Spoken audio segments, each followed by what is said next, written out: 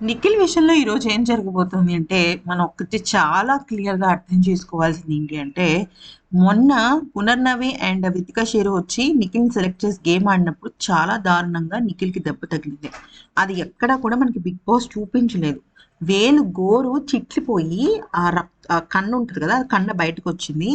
బాగా సివియర్‌గా బ్లడ్ అంటే అది పెయిన్‌ఫుల్ బాగా. అయినప్పటికీ కూడా నిన్న నిఖిల్ పరిగెట్టే టాస్క్‌లు ఆడాడు. ఆ గంట కొట్టేది పరిగెట్టే టాస్క్. నెక్స్ట్ ఆ తర్వాత 'బిగ్ బాస్‌ది' అవినాష్ గెలిచాడు కదా! చూసారా లాస్ట్‌లో టాస్క్ అది పరిగెట్టేది. అయితే దానికి సంబంధించి కన్ఫెషన్ రూమ్‌లో అంటే మామూలు మెడికల్ రూమ్‌లో నీకెలా ఉంది బిగ్ బాస్ ఎలా ఉంది నిఖిల్ అని బిగ్ బాస్ అడిగిన తర్వాత బయటకొచ్చిన తర్వాత అప్పుడు నాగార్జున అంటాడనమాట. దెబ్బ తగిలినా కూడా నువ్వు చాలా బాగా ఆడావు నిఖిల్ గ్రేట్ అని చెప్పేసి చెప్పడం జరుగుతుంది.